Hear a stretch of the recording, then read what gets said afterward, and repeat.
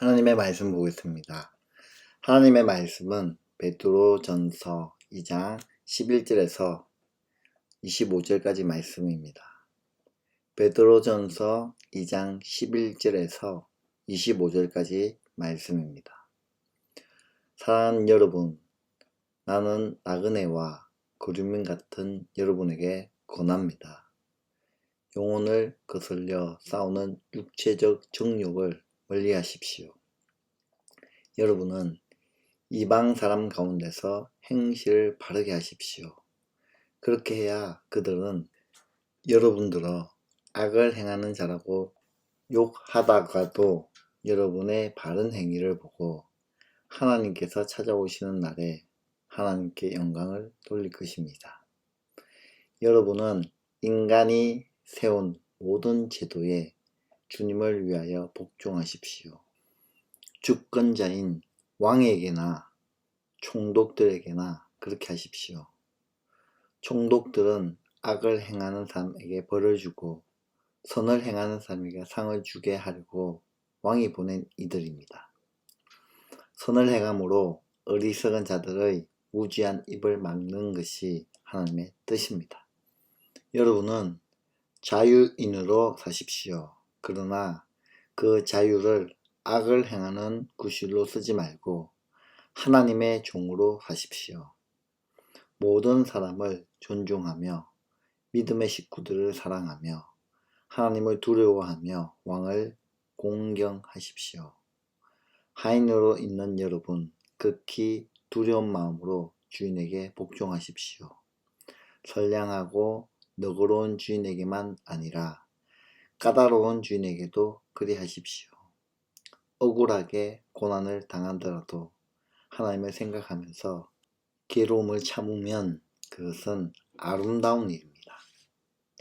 죄를 짓고 매를 맞으면서 참으면 그것은 무슨 자랑이 있겠습니까? 그러나 선을 행하다가 고난을 당하면서 참으면 그것은 하나님께서 보시기에 아름다운 일입니다. 바로 이것을 위하여 여러분은 부르심을 받았습니다.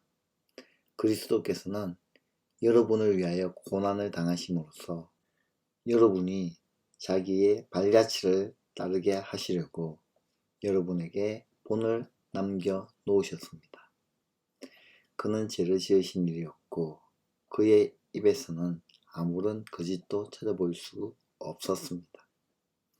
그는 모욕을 당하셨으나 모욕으로 갚지 아니하시고 고난을 당하였으나 위협하지 아니시고 정의롭게 심판하시는 이에게 다 맡기셨습니다.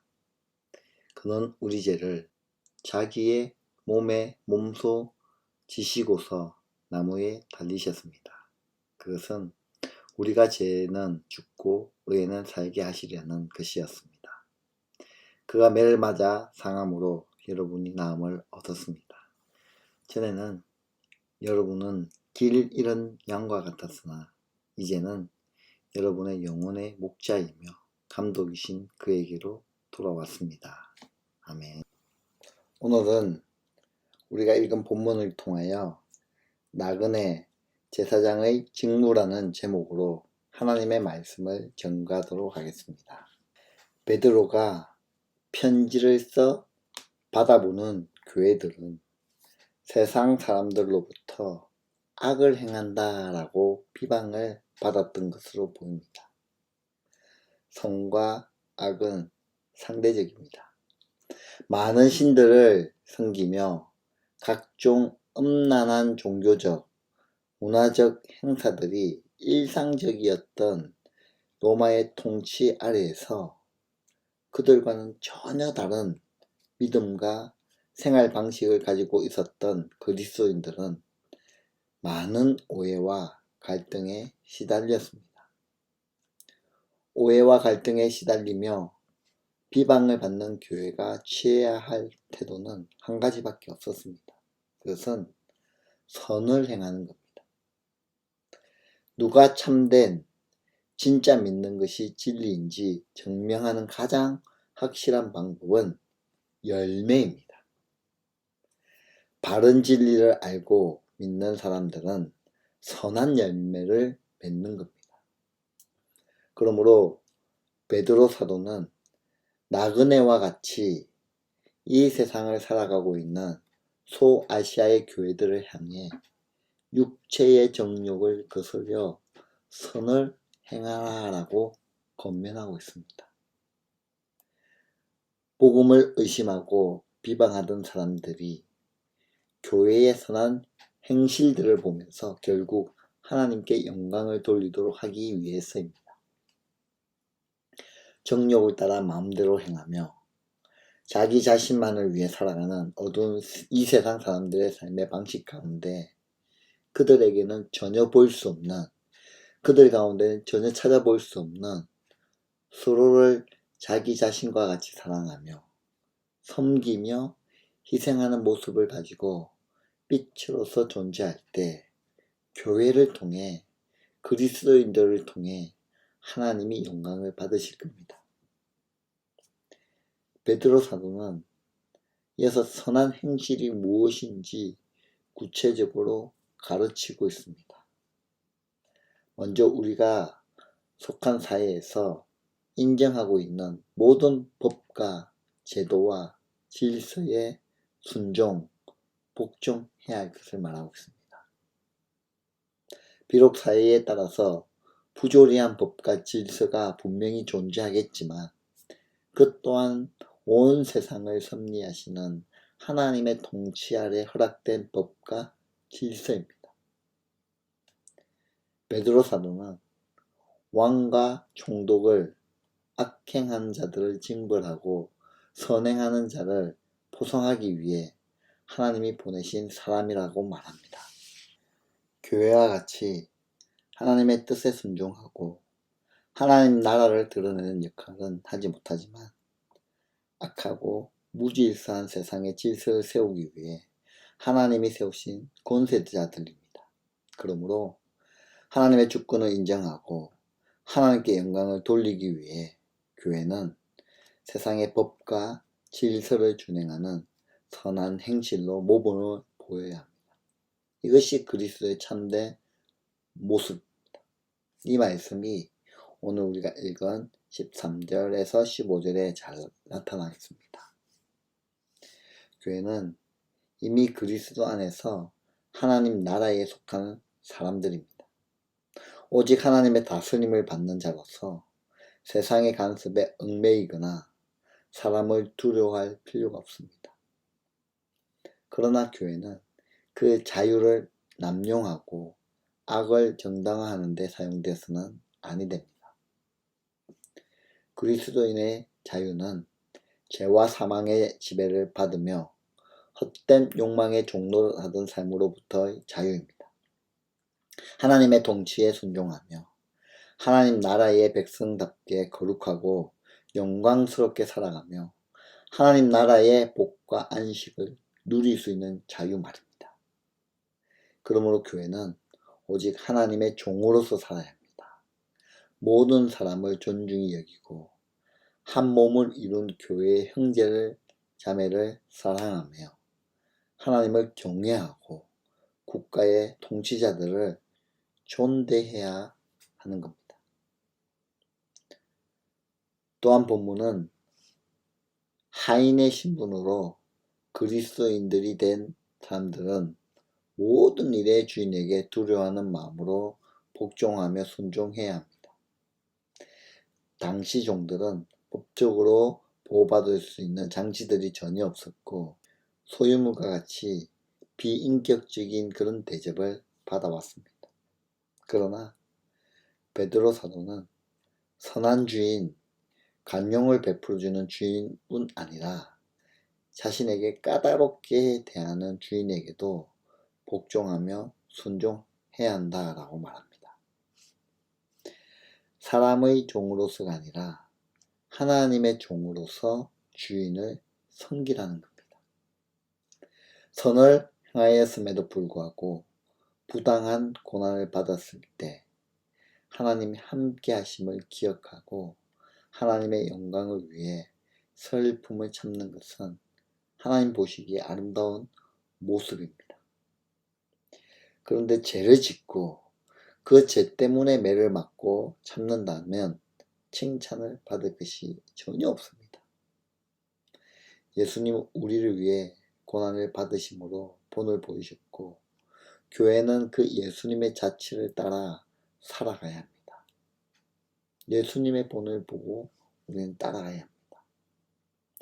예수 그리스도는 죄를 짓지 않으셨고 거짓을 말한 적도 없으신 분임에도 불구하고 모욕을 당하고 고난을 받으셨습니다.